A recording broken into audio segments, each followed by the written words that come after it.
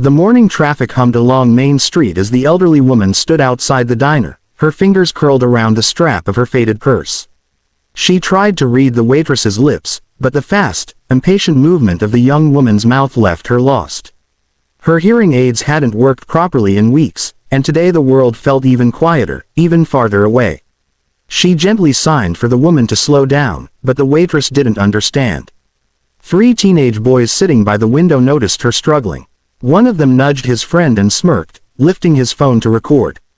They snickered as she tried again, her brows drawn in confusion, her eyes growing glassy. When she realized they were laughing at her, she clutched her chest and shook her head, tears spilling down her cheeks. Through the glass, the boys erupted in laughter. She turned away, shoulders trembling, trying to hide her face behind her hands. The boys pushed out of the booth and stepped outside, circling her with their phones raised. Even without sound, she could feel the cruelty. She backed against the wall, trying to sign for them to stop. Then a deep rumble filled the air. 6 motorcycles rolled into the lot, chrome gleaming under the sun. The boys froze. The bikers dismounted, boots hitting the pavement like thunder. Their leader, tall, scarred, intimidating, took one look at the shaking woman and the phones pointed at her. He walked right up to the boys. "Delete it." The teens tried to laugh it off until the other bikers closed in, silent and unmoving. Their bravado broke instantly. Hands shaking, they deleted the videos, then the trash folder, then apologized to the woman, who still trembled with confusion. When they ran, the leader turned to her, his face softening. He raised his hand slowly and signed, imperfect but clear enough, asking if she was all right. Her expression broke with relief. She signed that she'd lost her wallet, that she hadn't meant to cause trouble. He shook his head gently, offered his arm, and escorted her inside. The whole diner fell silent as he ordered her breakfast and paid for it without hesitation. She ate slowly, tears drying on her cheeks, comforted by the presence of the bikers around her. When she finished, the leader handed her a prepaid meal card, enough for a month. She signed a heartfelt thank you.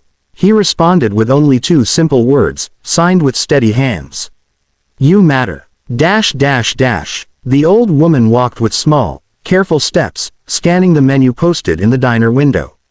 She loved coming here. It reminded her of mornings with her husband before silence became her constant companion. But today something felt wrong. She'd misplaced her wallet somewhere between home and the bus stop, and now she stood outside with an empty stomach and nothing to pay with. Her eyes stung with shame. 3 boys leaning against a nearby bench noticed her distress. One elbowed the others. "Look, she's crying already." Another pulled out his phone.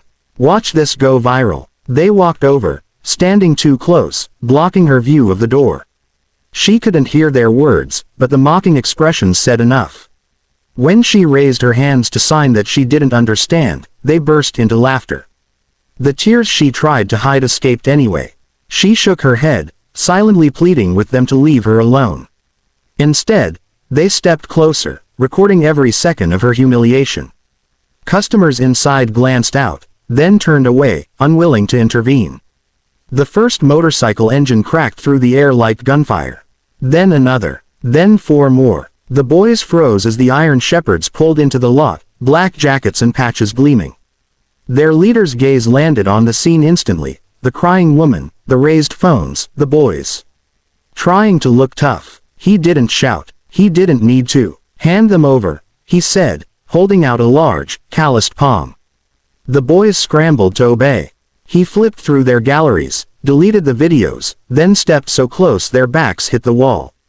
"You don't film pain," he said quietly. "You don't turn people into jokes." The boys apologized so fast their words ran together, then fled the parking lot. The leader turned to the woman.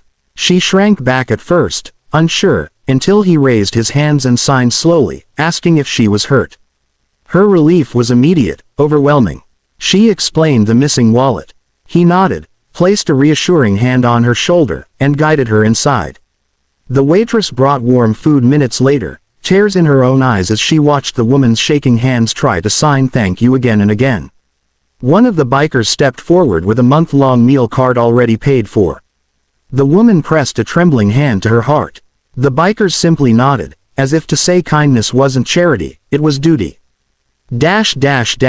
She stood by the diner door with a confused expression, trying to make sense of the rapid movements of the waitress's lips. The woman's voice meant nothing to her, not since she had lost her hearing completely 2 years earlier. She apologized the only way she could, signing slowly, but the waitress's blank stare told her everything. No one understood her today. 3 teens sitting on the curb watched with growing excitement. "Bro, she's freaking out," one whispered as he lifted his phone. They wandered closer, pretending to ask questions they knew she couldn't hear. Her panic grew. She struggled to read their lips, but they spoke too fast on purpose. When the first tear slipped down her cheek, one boy zoomed in, grinning. She backed away, pressing herself against the wall. She signed stop, but the boys laughed louder. The world around her blurred as shame washed over her. She wished her husband were still alive. He would have stepped between her and the cruelty. Then came the thunder. Motorcycles roared into the lot, lined up in a perfect row. The teens, laughter died instantly. The oldest of the bikers stepped forward, long gray beard, leather vest heavy with patches.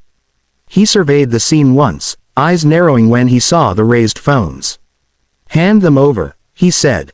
The boys hesitated. The other bikers approached, calm, solid, unafraid. Phones were surrendered within seconds. The old biker deleted the videos and then stared the boys down until they muttered apologies and fled. He turned to the woman next.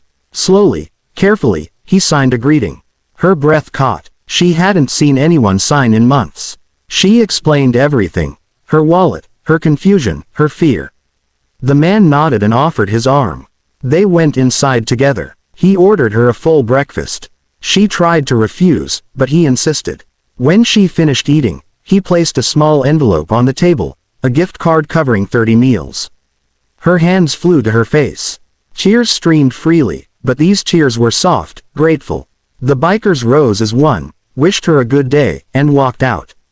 She watched them go, the envelope pressed to her chest, feeling seen for the first time in a long time. The woman stood outside Miller's diner, shivering despite the warm morning. Her hearing aids had died again overnight, leaving her trapped in a world of silence. She tried to tell the waitress she couldn't afford breakfast today, forming the words carefully with her lips, but the woman didn't understand. Their attempted conversation dissolved into confusion. The old woman's heart sank. 3 teenage boys nearby noticed her distress. "Check this out," one said, already filming. They stepped closer, making exaggerated faces, pretending to speak kindly while mocking her behind their smiles. She couldn't hear their insults, but she saw their sneers. Her chest tightened. Cheers welled. The boys laughed harder. One moved in even closer, camera inches from her face. She tried to sign please, but they ignored her hands. A thunderous chorus of engines rolled into the parking lot. 6 motorcycles, black and chrome, glided to a stop like predators closing in. The bikers dismounted in unison. Their leader, broad, tattooed, wearing a patch that marked him as the president, took one look at the scene and strode forward. "What's going on here?" he asked, voice low but dangerous. The boys stammered excuses. He held out his hand. "Phones. Now." They obeyed, the threat in his calm tone unmistakable. He deleted the videos, checked the trash folders, then stepped closer until the boys backed into each other. "You don't pick on people who can't fight back," he said. "And you definitely don't record it." The boys muttered an apology to the woman and ran. The biker turned to her. The hardness melted from his face. Slowly, gently, he raised his hands. "Are you okay?" he signed. Her breath caught. She signed back that she had lost her wallet, that she was hungry but didn't want handouts, that she didn't want to be a burden. He shook his head and offered his arm. Inside the diner, he ordered her a full breakfast. She tried to refuse. He insisted. His clubmates spread out around the booth like silent guardians. When she finished, he placed a prepaid meal card on the table. Enough food for a month. She covered her face with trembling hands.